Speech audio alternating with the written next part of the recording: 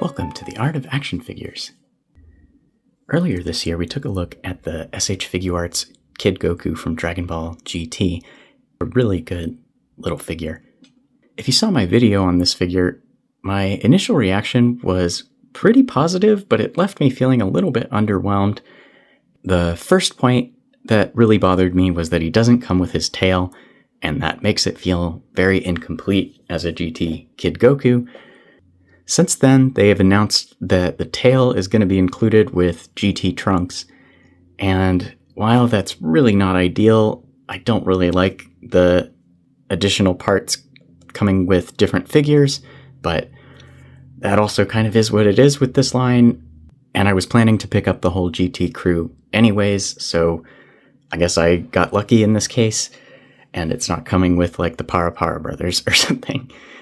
The second point, which I maybe didn't mention in the video, but became apparent after trying to pose and display this figure, is there's really not a whole lot to pair him with, which is why we are joined by 4th Form Frieza and weirdly off-model Perfect Cell, which I think fits his appearance in GT just fine. And they're also working on that with, like I said, the rest of the GT crew, Pan and Trunks, and the Super 17 that they have announced will give him a villain. Keep filling out that roster. I really like the GT villains, and I think they will make really good figures. The last reason is something I've realized about myself as a Dragon Ball fan and collector, which is I kind of care more about Goku in his Super Saiyan form than in his base form. With the parts of the series that I'm most attached to being Dragon Ball Z and GT, and especially the latter half of Dragon Ball Z, Goku spends most of his time in Super Saiyan form, especially when fighting other characters. So that just gets a little bit higher priority, I think. And so it also feels a little bit incomplete to have this Kid Goku figure without a Super Saiyan head. And that is what we are going to address today.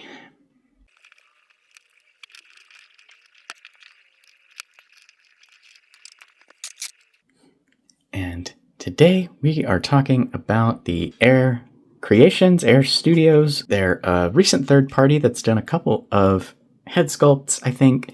And I think they were also behind the torn blue gi outfit parts for Legendary Super Saiyan Goku. And this was the first piece by them that really caught my eye.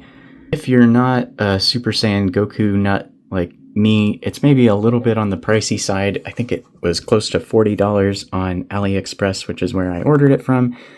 And I'm not sure if it's going to be on 5K Toys. If you follow them on social media, they're usually pretty interested in what third-party Dragon Ball parts collectors are interested in, so you can maybe let them know there. A little bit on the pricey side for a head kit, but I did think it looks really good as both the Super Saiyan 1 and 2 bang options, which for me, if you're making a late Z or GT Super Saiyan head sculpt, is basically a requirement at this point. They are so similar, it's kind of stingy not to include a Super Saiyan 2 bang accessory just to have the option. It comes in this little plastic case with a lid that you can just open the clasp, and there's a little Air Studios card, Rejuvenating Warriors. I'm not really sure what that means, but then we have some artwork of Super Saiyan Kid Goku on the back, which looks pretty cool. And then inside the case, in little baggies, we have each of the faces. We have a shouting face, a smirking face, gritting teeth face, and a neutral face. And then we have the main hairpiece. Really good sculpt, nice and sharp, good silhouette. And it's done in this really nice pale yellow, which I wish more of the Super Saiyan hair was done in this color since it's so commonly used in the anime. And then, of course, we get two alternate bangs, Super Saiyan 1 and Super Saiyan 2. And I think this is a really good Super Saiyan 2. I love the way that they made a few more narrow hair spikes, since that's kind of the differentiator between Super Saiyan 1 and 2. $40 for a hair piece with two bangs and four faces. It does seem pretty steep if you think about it too much when the figure itself, which comes with 2 entire hair sculpts, 4 faces, not to mention the figure, all the hands, and the energy effect for $50, which even that price is getting a little indefensible when the Dragon Ball Daima Kid Goku has almost exactly the same loadout and is retailing in the States for $35, and if you import it from Japan, it's even less. As far as Super Saiyan 3, it's obviously not included here. It would be cool, but it's also just so impractical. We'll see on that one if anybody can make one that is lightweight enough and still looks and feels fun to play with. All right. Starting out, we have a neutral expression. Pretty clean face print, smirking face, which I think looks pretty good too. Wouldn't mind a little bit of a line around the mouth, but now that I look at it under the lights, the shadow is pretty effective there. And you can see they all say air on the back. Pretty cool logo design. That's a great big gritting teeth expression there.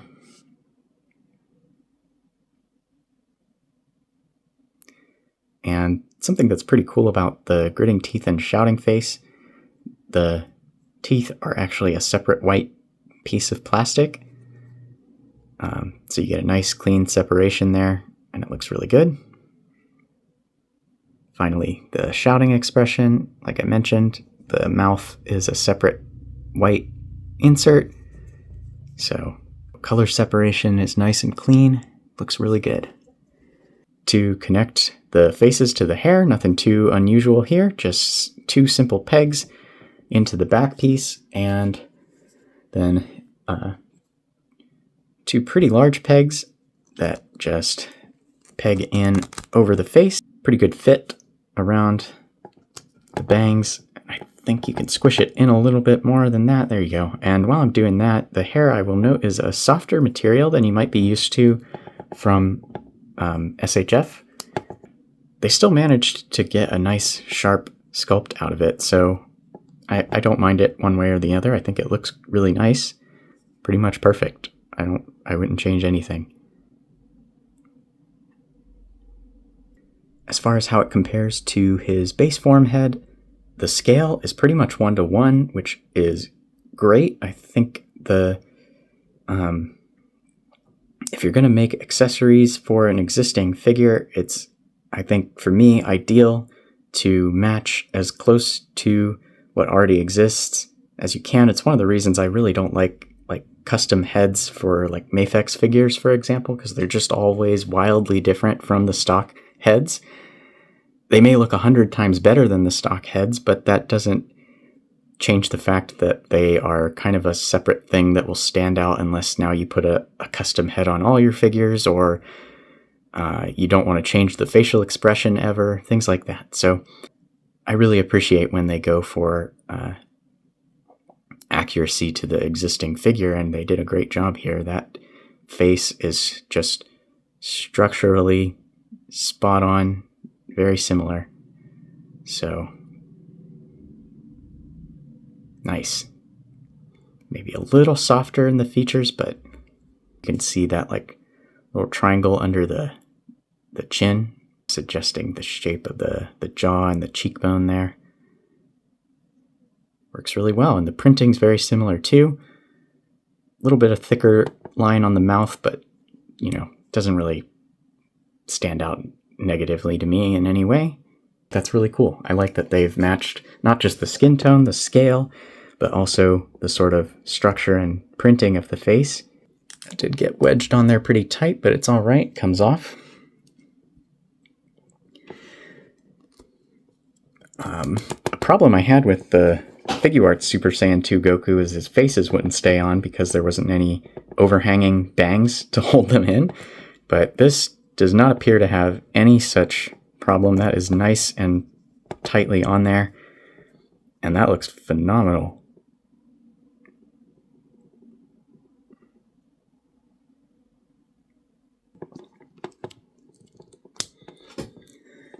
I did try this out once already, and I can tell you, thanks to this hair sculpt being a nice soft material, I didn't even need to heat it up. It just effortlessly squishes onto that neck peg.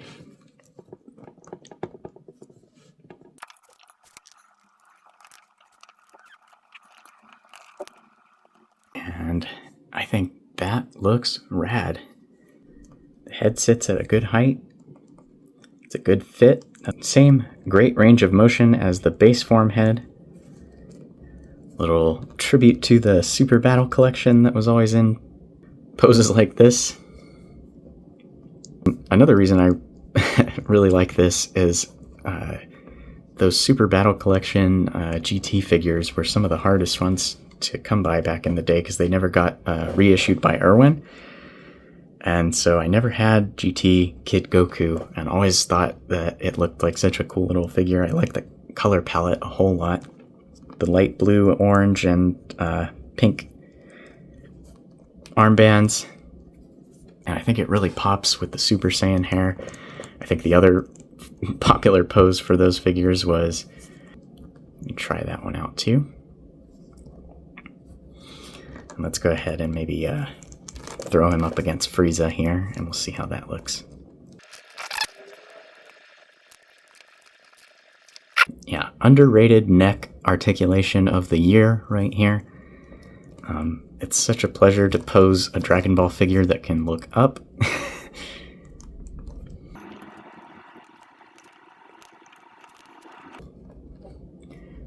He's still a little bit top heavy, but no worse than the base form head.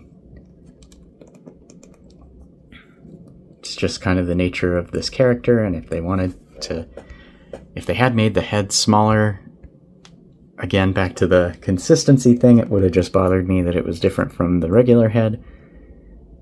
I like how closely this matches to the base form head, even though I think that base form head's a little bit oversized as well.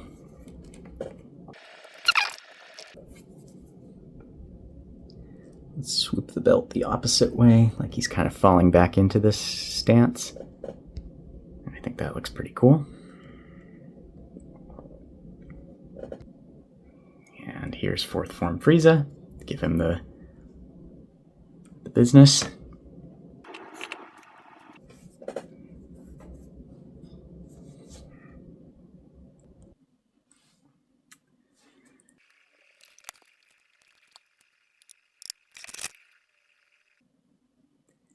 Here we have him posed up fighting fourth form Frieza, and I think this looks so good. Also, shout out to fourth form Frieza, one of the hero figures of the line. They've released it in 3 different versions, reissued it I don't even know how many times, and it always sells out and it always goes up in price. I don't know, it's just a good figure and it's essential, so they did something right with this one for sure. But yeah, that looks awesome. Real happy with that.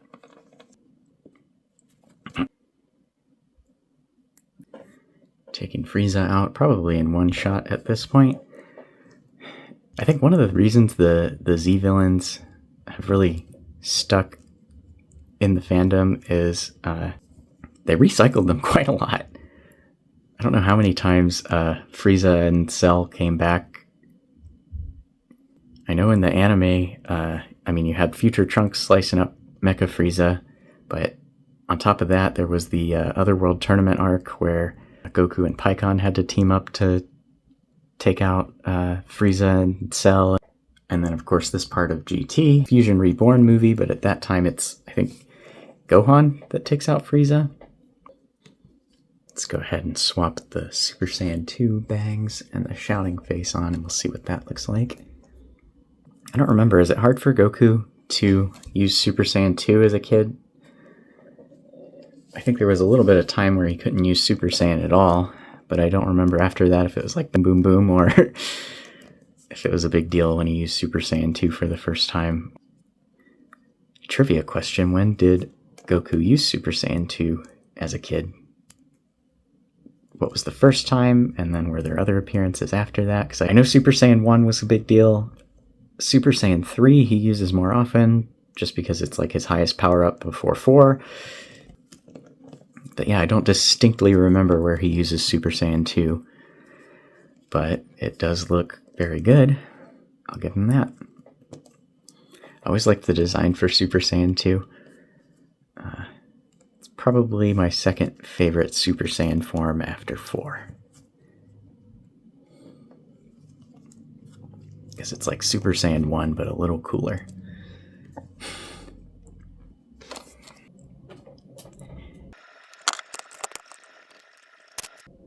And there you have it. A short and sweet little sweetener review for your SHFiguarts Kid Goku from Dragon Ball GT. The Kid Goku Super Saiyan 1 and 2 kit by Air. I'm really happy with it. The price is a little bit steep, especially if you put it up against the figure. I do think it is really, really great quality. Very nicely sculpted. Effortless fit. Closely matches the stock base form head. No issues with articulation. And it's going to look great on my current shelf display. I have a couple of small shelves that I rotate a few figures at a time, usually around some kind of theme. And right now the theme is sort of a late summer blue skies and yellow sands color palette. And this is going to fit right in. So I'm really pleased with this. I think it turned out great. This has been the Art of Action Figures, where we look at action figures as art. Thanks for watching, and I'll see you in the next one.